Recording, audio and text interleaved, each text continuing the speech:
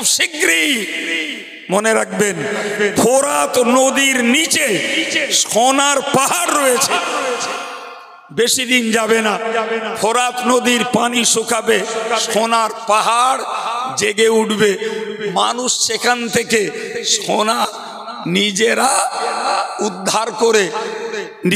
উদ্ধার করে নিজেদের সম্পদ হিসাবে তারা ভোগ করবে। কোথায় বলেছি?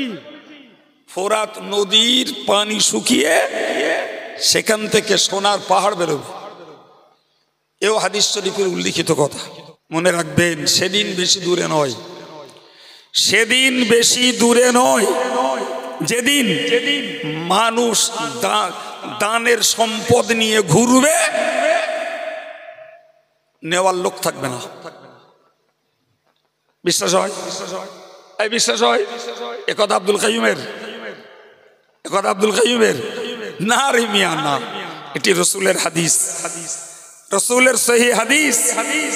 টাকা পয়সা না রে বাবা, একদম কাঁচা সোনা খোলামেলা প্যাকেটে করে নিয়ে ঘুরবে, দান্ডা নেবে বাবা?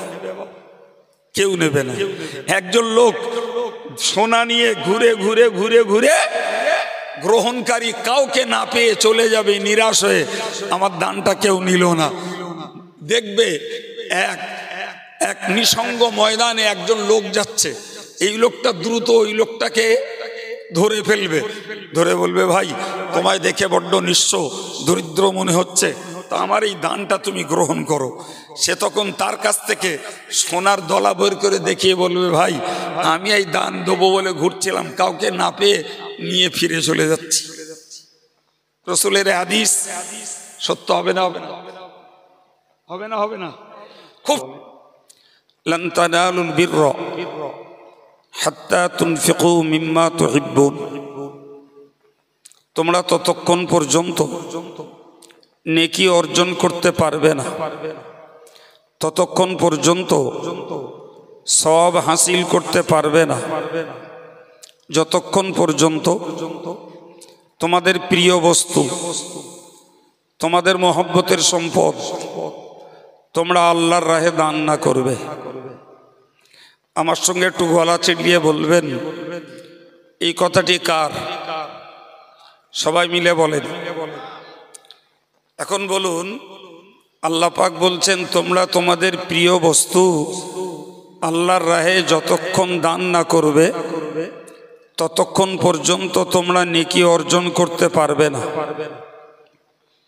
সম্মানিত ভাইরা আমার, এই প্রিয় বস্তু দান করতে যেই হযরত নবী ইব্রাহিম আলাইহিস সালাম তার পুত্র ইসমাঈল আলাইহিস সালামকে নিজে হাতে করে কোরবানি দিতে তার গলায় ছুরি চালিয়েছিলেন। কথা ঠিক না ভুল? জোরে বলেন, ঠিক না ভুল?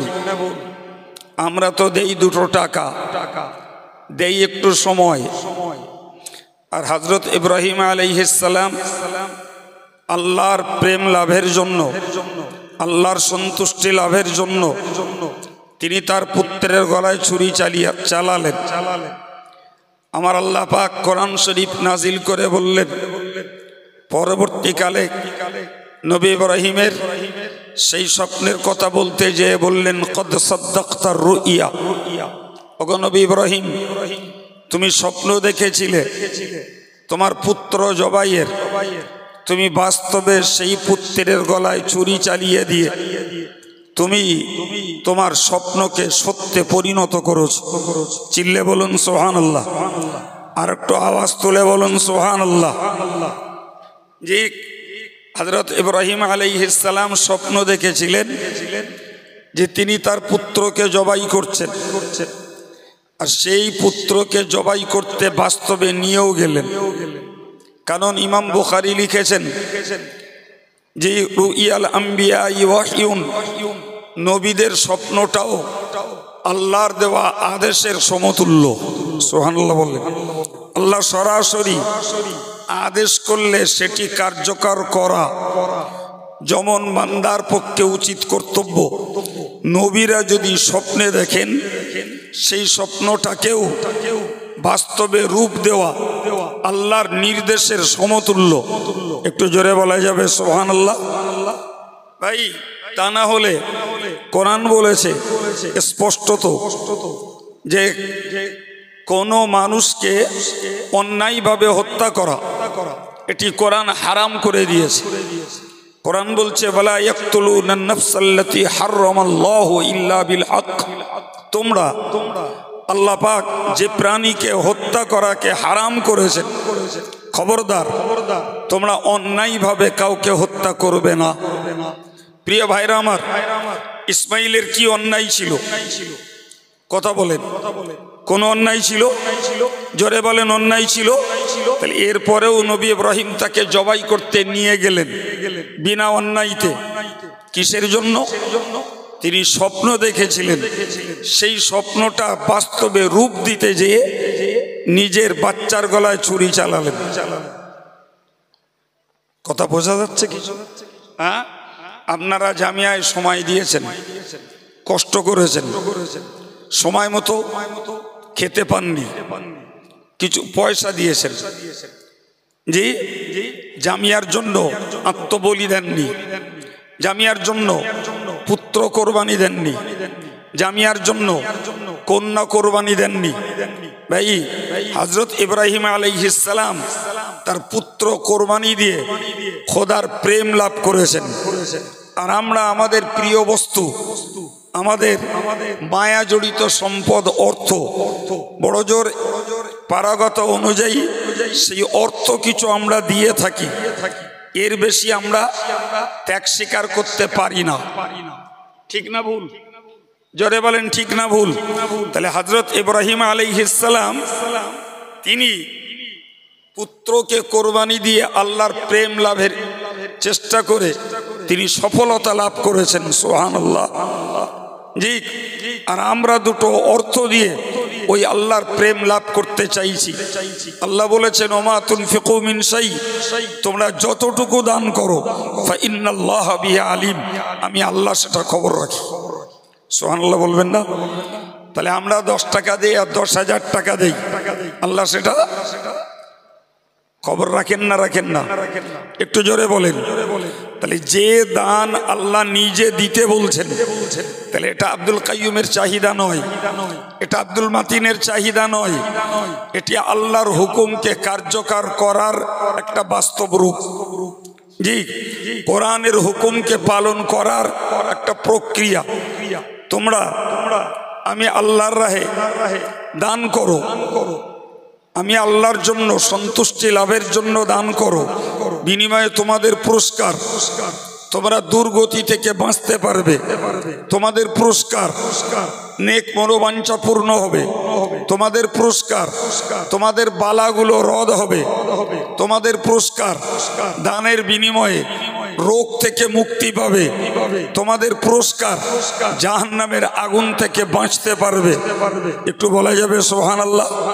এই যে কটা কথা বললাম সব কটা হাদিস শরীফে উল্লিখিত। আমি একটা একটা করে হাদিসগুলো আপনাদের পড়ে শোনাতে পারবো ইনশাআল্লাহ।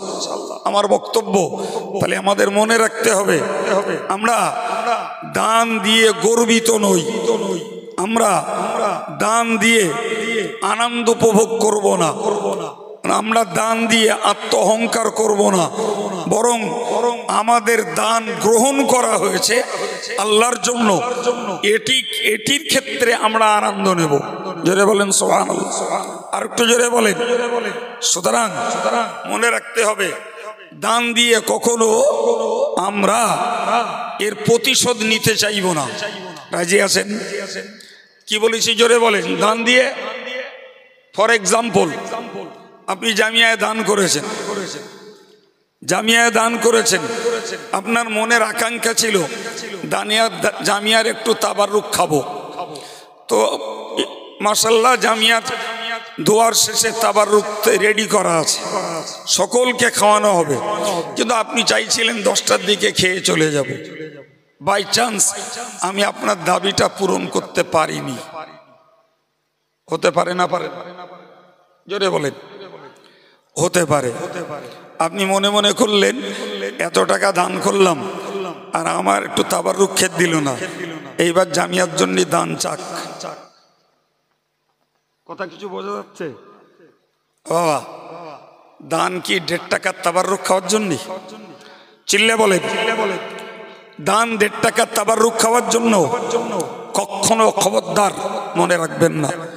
মনে রাখুন, দান করতে পেরেছি এর জন্য আনন্দিত, দান করতে পেরেছি তার জন্য আল্লাহর রহমত পাবো, দান করতে পেরেছি তার জন্য রসুলের ঘোষণা, দানের বিনিময়ে দুর্গতি থেকে হেফাজত থাকা যাবে। রসুল বলেছেন দাও বিসদাকা, দানের বিনিময়ে তোমরা চিকিৎসা কামনা করো। জোরে বলুন সুবহানাল্লাহ। রসুল বলেছেন স্পষ্টত ইত্তাকুন নার ওয়ালাউ বিশিক্কি তামারা, তোমার যতটুকু সম্ভব ততটুকু দিয়ে জাহান্নামের আগুন থেকে বাঁচতে চেষ্টা করো। তাহলে দান তাবাররুক খাওয়ার জন্য নয়, দান কাইয়ুম সাহেবের কাছে সম্মান পাওয়ার জন্য নয়, দান কাইয়ুম সাহেবের কাছে তোষামত আর খোসামত পাওয়ার জন্য নয়, দান কাইয়ুম সাহেব যত্ন করবে এজন্য নয়, দান তাবাররুক খাওয়ার জন্য নয়, দান আল্লাহর সন্তুষ্টির জন্য, দুর্গতি থেকে বাঁচার জন্য, দান রোগ থেকে মুক্তির জন্য, দান মনোবাঞ্ছা পূরণের জন্য, দান বিপদ মুক্তির জন্য, দান জাহান্নাম থেকে মুক্তির জন্য, দান আরশের ছায়ার নিচে জায়গা পাওয়ার জন্য। কথা কিছু বোঝাতে পারছি? হ্যাঁ, একদম তাজা টাটকা কথা বুঝুন। কোরআন শরীফে আল্লাহ বলেছেন স্পষ্টত লা তুবতিলু সাদাকাতিকুম বিল মান্নি ওয়াল আযা। মারাত্মক কথা। আল্লাহ বললেন লা তুবতিলু সাদাকাতিকুম বিল মান্নি ওয়াল আযা। খবরদার খবরদার, তোমরা তোমাদের দানগুলোকে ক্ষতি করো না, দানগুলোকে নষ্ট করে ফেলো না, দানগুলোকে তোমরা বেকার করে দিও না।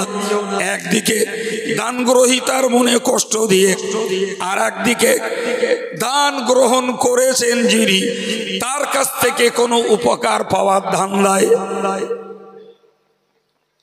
আল্লাহর কথা না আমার কথা? জোরে বলে। আল্লাহ নিজে বলছেন দানগুলোকে বেকার করে দিও না, দান যে নিয়েছে তার কাছ থেকে উপকার পাওয়ার ধান্দায় দান করেছ, যে নিয়েছে এ কারণে তার মনে কষ্ট দিও না, সাবধান হয়ে যাও। ফর এক্সাম্পল ধরে নেন জামিয়ার একটা ছাত্র আপনার সঙ্গে বেয়াদবি করল, সে হতে পারে একটা ছাত্র আপনার সঙ্গে বেয়াদবি করল, আপনি ফট করে বলে ফেললেন আমরা দান কুড়িয়ে কুড়িয়ে দিচ্ছি আর আমাদের টাকায় মানুষ হয়ে আজকের আমার সঙ্গে বেয়াদবি। দানটা বেকার হয়ে গেল, দানটা কি হলো? বাতিল হয়ে গেল, দানটা বিনষ্ট হলো, বিধ্বস্ত হলো।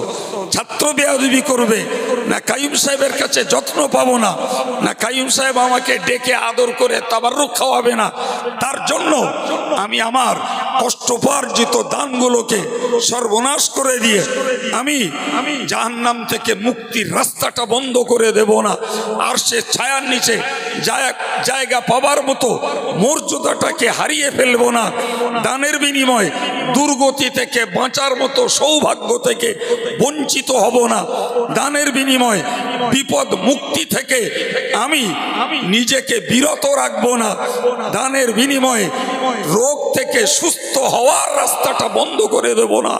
বরং কাইয়ুম সাহেব কি ব্যবহার করবে তার জন্য কাইয়ুম সাহেব দায়ী, জামিয়ার ছাত্র কি ব্যবহার করবে তার জন্য সে নাশুকরি করে আল্লাহর কাছে জবাবদিহি করবে। জামিয়ার কোনো শিক্ষক যদি কোনো দুর্ব্যবহার করে তার জন্য আল্লাহর কাছে কৈফিয়ত দেবে। জামিয়ার কোনো কমিটির সদস্য কেউ যদি আপনার প্রতি দুরাচরণ করে তার হিসাব সে আল্লাহকে দেবে। আমি আমার সকল দাতা ভাইদের কাছে দিল থেকে নিবেদন করব, আপনি দান করুন আল্লাহর সন্তুষ্টির জন্য, বিনিময় নেওয়ার জন্য না। 1.5 টাকার তাবাররুক খাওয়ার জন্য না, আমি দান করছি আল্লাহর সন্তুষ্টির জন্য। যেখানে কোরআন চর্চা হয়, হাদিস চর্চা হয়, ফতোয়া চর্চা হয়, যেখানে ইলমে উসুল, ইলমে আকায়েদ চর্চা হয়, সুতরাং আমি দ্বীনকে বাঁচানোর জন্য, ইলমকে বাঁচানোর জন্য, ঈমানকে বাঁচানোর জন্য, আকায়েদকে বাঁচানোর জন্য, ইসলামকে বাঁচানোর জন্য, হানাফি মাযহাবকে বাঁচানোর জন্য, মুজাদ্দিদে জামানের সিলসিলাকে বাঁচানোর জন্য, বসিরাট আল্লামা হুজুরের কিতাবের মসলাকে বাঁচানোর জন্য আমার কষ্ট উপার্জিত দান করছি। এরা কি দেবে, এরা কে যত্ন করবে, এরা কে আদর কদর করবে না করবে ওটা আমার কাছে পরোয়া নয়। আমার যত্ন, আমার খাতি, আমার পাওনা, আমার মর্যাদা, আমার পুরস্কার, আমার বিনিময় আল্লাহ দান করবেন। ঠিক না ভুল? জোরে বলেন ঠিক না ভুল? সম্মানিত ভাইরা আমার, সন্ধ্যা থেকে ওয়াজ শুনেছেন, সন্ধ্যা থেকে ওয়াজ শুনেছেন ভাই। আমি শেষবেলায় এসে আপনাদের কাছে ছাঁকা ভাষায় যে কথাগুলো বলতে চেষ্টা করেছি, আল্লাহ বলিয়েছেন, আমায় একটু জবাব দেবেন। এই কথাগুলো শোনার পরে আপনারা যে দান করেছেন আর এখনো করবেন, এরপরে মনে কোনো কষ্ট থাকবে? একটু চিল্লে বলতে হবে, কষ্ট থাকবে? হ্যাঁ ভাই, তাহলে মনে রাখবেন, মনে রাখবেন, আমরা আমরা দান করতে পেরেছি, এর জন্য গর্বিত হব না, বরং আমাদের দান দ্বীনের জন্য, ইসলামের জন্য, কোরআনের জন্য নেওয়া হচ্ছে, এর জন্য আল্লাহ শুকরিয়া আদায় করতে হবে। এর জন্য মনে রাখবেন, সেদিন বেশি দূরে নয়, সেদিন বেশি দূরে নয় যেদিন মানুষ দানের সম্পদ নিয়ে ঘুরবে, নেওয়ার লোক থাকবে না। বিশ্বাস হয়? এই বিশ্বাস হয়? একথা আব্দুল কাইয়ুমের, একথা আব্দুল কাইয়ুমের না রে মিয়া, না, এটি রসুলের হাদিস, রসুলের সহি হাদিস। টাকা পয়সা না রে বাবা, একদম কাঁচা কাঁচা সোনা খোলামেলা প্যাকেটে করে নিয়ে ঘুরবে, দান্ডা নেবে বাবা? কেউ নেবে না। একজন লোক সোনা নিয়ে ঘুরে ঘুরে ঘুরে ঘুরে গ্রহণকারী কাউকে না পেয়ে চলে যাবে নিরাশ হয়ে, আমার দানটা কেউ নিল না। দেখবে এক নিঃসঙ্গ ময়দানে একজন লোক যাচ্ছে, এই লোকটা দ্রুত ওই লোকটাকে ধরে ফেলবে, ধরে বলবে, ভাই তোমায় দেখে বড্ড নিঃস্ব দরিদ্র মনে হচ্ছে, তো আমার এই দানটা তুমি গ্রহণ করো। সে তখন তার কাছ থেকে সোনার দলা বের করে দেখিয়ে বলবে, ভাই আমি এই দান দেবো বলে ঘুরছিলাম, কাউকে না পেয়ে নিয়ে ফিরে চলে যাচ্ছি। রসুলের হাদিস সত্য হবে না? হবে না? হবে না? হবে না? খুব শীঘ্রই মনে রাখবেন, ফোরাত নদীর নিচে সোনার পাহাড় রয়েছে। বেশি দিন যাবে না, ফোরাত নদীর পানি শুকাবে, সোনার পাহাড় জেগে উঠবে। মানুষ সেখান থেকে সোনা নিজেরা উদ্ধার করে নিজেদের সম্পদ হিসাবে তারা ভোগ করবে। কোথায় বলেছি? কোথায় বলেছি? ফোরাত নদীর পানি শুকিয়ে সেখান থেকে সোনার পাহাড় বেরোবে, এও হাদিস শরীফের উল্লিখিত কথা। সুতরাং আমি আপনাদেরকে খুব খোলা মনে বলছি যে সেদিন বেশি দূরে নয় যেদিন দান নেওয়ার লোক থাকবে না। আজও আমাদের দান মসজিদে নেওয়া হচ্ছে, মাদ্রাসায় নেওয়া হচ্ছে, এখনো কিছু দিন দুঃখী গরিব আমাদের দ্বারস্থ হচ্ছে, এখনো কিছু অনাথ এতিম আমাদের দ্বারস্থ হচ্ছে। আপনি একটা রেকর্ড শুধু নেন, বিশ্বাস করুন আমাদের দেশটাতে আর্থিক সচ্ছলতার কারণে এত পরিমাণ কোরবানির সংখ্যা বেড়েছে। যারা কোরবানি দেয় তাদের থেকে যারা কোরবানির দানের গোশত নেয় তাদের গোশতের পরিমাণ বেশি। ঠিক করে বলে, বেশি না কম? আরে বাবা, তাদের রান্নার হাঁড়ি নেই, রান্না করার মতো মশলা কেনার পয়সা নেই। জি, ভাই প্রচুর গরিব মানুষের বাড়িতে ফ্রিজ উঠে গেছে। আমি বিলক্ষণ বলছি, আমার এই হাজি সাহেব আছেন, ওনার এলাকাতে দান কোরবানির গোশত নেওয়ার লোক নাই। ওনার এলাকার গোশত মাতিন সাহেবের দায়িত্বে পাঠিয়ে দেয়, কোথায় দেবেন দেনগে। আমার কাছেও দিয়েছেন, কোথায় দেবেন দেনগে।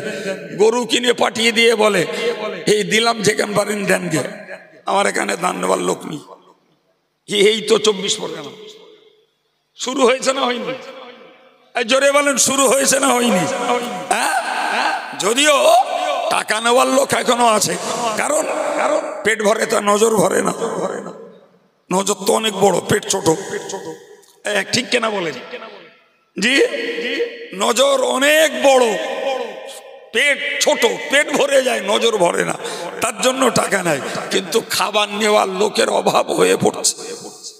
জি সম্মানিত ভাইরা আমার, সুতরাং আমি একটা মৌলিক বক্তব্য আপনাদের কাছে রেখেছি, যেটা আমার বিশ্বাস আপনাদের মনের সঙ্গে খাপ খাওয়া কথা বলেছি। এই হ্যাঁ না বলবেন? মনের সঙ্গে আমার কথাগুলো লেগেছে না লাগেনি? তাহলে দানে অহংকার না, গর্ব না, আত্মতুষ্টি না, বিনিময়ে কিছু পাওয়ার বলেন না। জি আজকে তাবাররুক খাদ্য দেবো না, বাড়ি গিয়ে ভাত খাবেন। কালকে আসবেন, দান চালি দান দেবেন। এ কথা অন্তরের তো। আল্লাহ কবুল করুন, বলুন আমিন। আল্লাহ কবুল করুন, বলুন আমিন। এই মন যদি তৈরি হয় তাহলে নিশ্চিত জি আমাদের দান আল্লাহ পাকের কাছে সন্তুষ্টির ওসিলা হবে, বলুন ইনশাল্লাহ। আর একটু জোরে বলুন ইনশাল্লাহ। সম্মানিত ভাইরা, আমি জিকিরের মজলিসের পরে আপনাদের থেকে কিছু অর্থ পেয়েছিলাম। মাতিন সাহেব কতটা কি পেয়েছেন আমি সবকিছু উপলব্ধি করতে পারিনি কাজের ফাঁকে। আজকের মতো ইতিহাসের পাতা থেকে মুছে যাবে 2025 সালের 15ই ফেব্রুয়ারি, জামিয়ার ইসালে সবের দ্বিতীয় দিন। এই ইতিহাসের পাতা থেকে যে দিনটা, যে তারিখটা মুছে যাবে, এর শেষ মুহূর্তে একটু উঠে আসুন।